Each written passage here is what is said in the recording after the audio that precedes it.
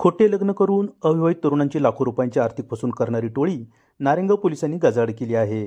शरद तुकाराम गायकवाड राहणार खोडद तालुका जुन्नर जिल्हा पुणे यांनी त्यांची लग्न करून आर्थिक फसवणूक झाल्याबाबतची तक्रार नारायणगाव पोलीस स्टेशनला दाखल केली होती।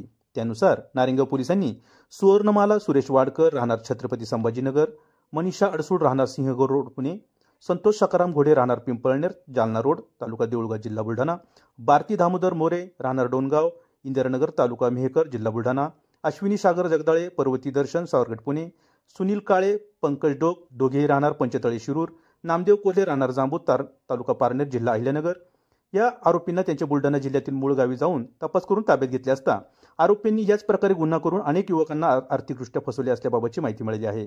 वरील नमूद काही आरोपींनी मध्यस्थी करून लग्न लावून दिल्याबाबत ओतूर पोलीस स्टेशन येथे देखील गुन्हा दाखल आहे। नमूद गुन्ह्यातील महिला या मध्यस्थी एजंट म्हणून अनेक तरुणांना लग्नाचे आमिष दाखवून त्यांच्याकडून पैसे उकळत असल्याचे तपासात निष्पन्न झाले आहे।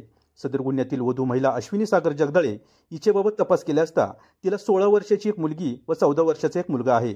तसेच सदर महिलेने अशा प्रकारे सुमारे 6 ते 7 तरुणांना लग्न करून फसवले असल्याचे तपासात निष्पन्न झाले आहे। यातील 4 आरोपी हे न्यायालयीन कोठडीत असून 3 आरोपींना न्यायालयाने पोलीस कोठडी सुनावली आहे।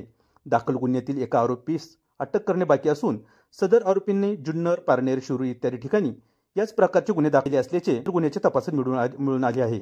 सदर गुन्ह्यात एकूण 25,000 इतकी रोख रक्कम जप्त करण्यात आली आहे।